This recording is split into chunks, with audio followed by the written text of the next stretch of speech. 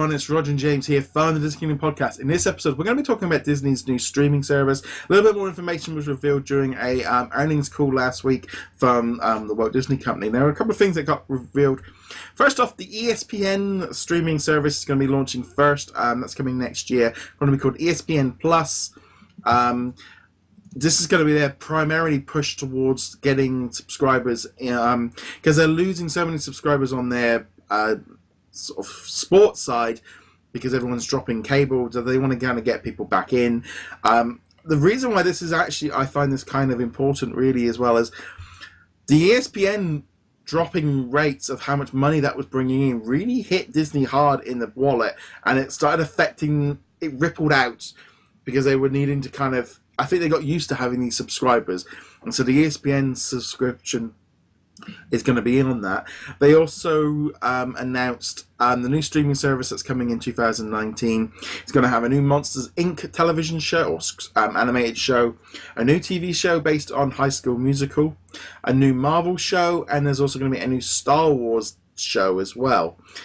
And because they know the value is going to be less than Netflix, it's going to be priced less than Netflix, and because they're after subscribers. And there might not be adverts, but there might be sponsorship of certain shows, which makes sense in some respects. Of Star Wars show sponsored by Samsung, get to Galaxy's Edge, or that the Lenovo AR headset that they're pushing right now. So what did you think of all this news that came out? I mean, nothing really surprising. It was good to get some details about it. Obviously, the big news for me is, Star Wars show coming 2019. I'm all for more Star Wars. Just like Star Trek, though, I'm kind of disappointed that it's in this exclusive streaming service. And honestly, if it wasn't for this podcast, I probably would not buy into a Disney streaming service. I'd just wait for a DVD or whatever to pop up later and pick it up. Yeah. We don't know yet if these are going to go DVD, but even Netflix releases Blu-rays and DVDs of their shows, or at least the most popular ones. Yeah. So I think for me personally, I've been seeing, it's that kind of thing of, like, within the Disney community and stuff, I think this is a bit like, this would be great. Outside of this, there's a lot of negative feedback with people going, I don't want more streaming service, put everything. I look at Netflix and kind of go, do you realize this is like really cheap for what you're getting, and this is like a quarter of the price of cable TV, and you're getting probably way too much and too many movies. And I know here in the UK I don't think we get as much. Sometimes as much. We don't have any of the Star Wars, the Marvel stuff's a lot less. The TV, we have all these different packages. Now I know that even if I had Amazon Now, Netflix, it's still cheaper than the basic cable package or the satellite cap package. Oh yeah. For me, this thing, recently I subscribed to Disney Life, on which we have a streaming service for Disney over here in the UK. Disney Life, with hundreds of movies, loads of TV series. They also put albums and books on here as well. They originally launched it for $9.99, dropped it down to $4.99. I'm going to be doing like a review on it a bit later. The only thing that's really annoying is there's no television app, so you have to cast it to your box, and that's up by an Amazon Fire box, so that's something else I'm going to worry about. But for its price at $4.99, right, it's got loads of movies, loads of stuff on there. I think Disney Life is almost going to be the introduction of this system. They're testing us in Europe at the moment, and they tried it in China on Disney Life, and I think they even mentioned that when they announced this, other territories might be getting this system earlier.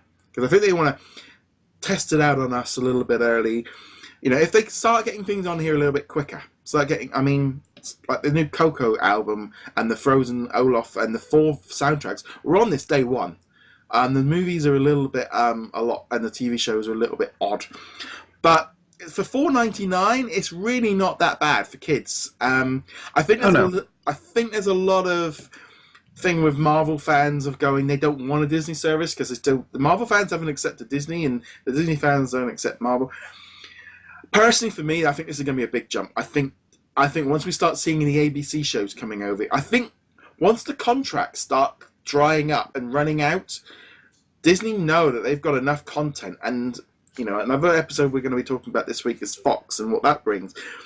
For me, I mean, I found it a bit odd, like Monsters Inc., High School Musical, Star Wars, and Marvel. I think they were very much just kind of coming out there and just kind of going, we've got something for everyone, because I think they're only planning 4 or 5 different series and stuff. It's like, yeah, you're saying that now, but you've got so much content from ABC and net. If you look at their current lineup and go, right, let's take all the Fox, The Gifted, Legion, and we take, then we take the Luke Cage and Punisher this week, and then we're going to take the Runaways, and then we're going to take Cloak and Dagger, and we take them from all those different networks and chuck them all on one.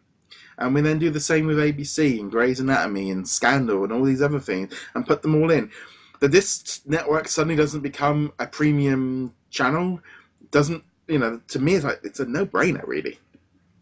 See, my issue with it has nothing to do with price or value proposition. I will not argue that $5 a month for the amount of content that Disney has available to it is a bargain, especially if they start throwing in stuff from the vault. Throw in some of the some of the older movies, throw in some of the stuff that you used to watch on the Disney Channel like way back in the day, stuff that they probably don't even acknowledge exists anymore. It's not about the value, and this is going to kind of be the opposite of what you just said, but this is continued fragmentation of the market, and I'm talking about the streaming market specifically. Yeah. I don't want to have accounts on 7 different streaming platforms. No. It's not even a money thing. It's not, any sort of. It's just a serious pain. You got to have logins for all of them. You've got to keep track of what you've got subscriptions for. Is this subscription monthly, quarterly, annually? What am I paying for what? And then on top of that, kind of going, all right, so I've got all of these subscription services. What is on each of them? Yeah. If I want to go and watch Aladdin, well, that's a fairly obvious one. Aladdin's going to be on this service, but then, there might be other properties where you're kind of like, what is going where? And I just feel like we're getting just inundated with these. I mean, CBS, of course, pushing it for the Star Trek show, Disney pushing their own. Before long, every single TV station or overarching channel is going to have their own streaming service. I'm just like, I think they're in that. The trouble is at the minute where I think it's because the system has changed so much in the last 5 years that the old system. My parents, they want everything on channel 1, 2, 3, and 4. They want to be told at 7 o'clock that this is on, and that's all they, they like the old way that they watch television, and we're consuming television differently. The problem is, like Hulu, for example. I can see Hulu disappearing once this system comes in, because Disney already own a large chunk of it. They're going to end up pulling their content off of there, rebranding it, changing it off, moving part of it away, because what would be the point of them having Hulu with this? And other networks are going to start, the trouble is, I think they're all looking at someone like Netflix going, and Amazon going, you've got too much control. Now, I think back 10 years here in the UK, and you probably there were your US providers as well. Now, you had Sky Television, and they had different packages. You had your entertainment package, but if you wanted to watch Discovery, you're going to have to get the Discovery package. If you wanted to watch the kids channels, you had to buy the kids channel network. If you wanted to watch the sports, you had to buy the sports package. If you had to buy the movies, you bought the movie package. And if you wanted the whole lot, it cost you about £40 a month. That was how Sky has, or my television has been since the 80s. There was 7 or 8 different packages within the big cable package.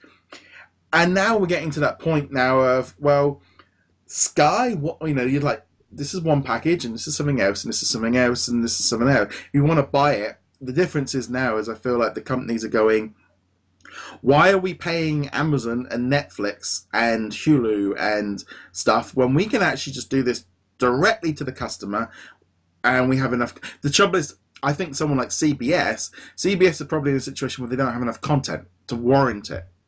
I mean, they've put Star Trek's on Netflix over here for us. We've got it on Netflix. Riverdale is on Netflix here. Certain things.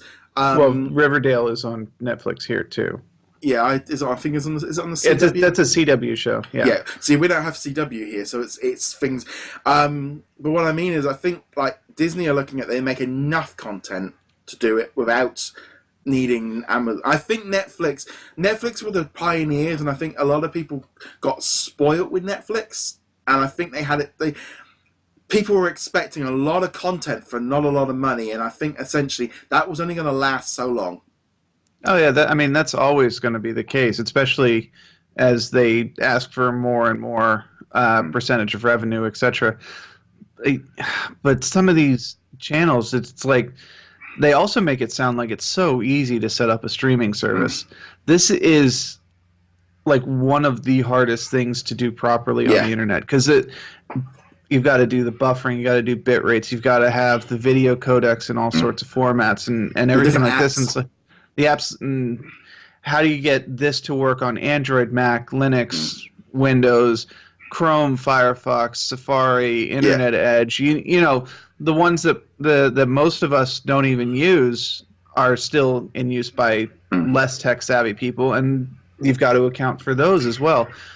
And now that's not going to be a problem for Disney. They've got the resources to do whatever the heck they want, but these smaller stations, it's going to be an iffy proposition. Yeah, I mean, it's like here, for example, like if I put on my television, I have on my smart TV, I have iPlayer, BBC, I have the ITV version, 5 have their version, 4 have their version, you know, then I have my Amazon, and I have Now, and I have my WWE, and I have my YouTube, and I have, you know, all these different apps all on my television where I can access to them. And obviously, if you want to pay for them, you pay for what you want, certain ones are different. That is the way that television is moving into. And I think at the minute we're in a flux. I think this whole thing about cable cutting was you have had a generation of people that have grown up thinking cable is too expensive, I don't have to worry about it. And they got used to too cheap entertainment. And I think those days are numbered, because you are not getting this much content for such a cheap price for very much longer, because basically, and I'll be honest, the content is going to start drying up because they're not making enough money.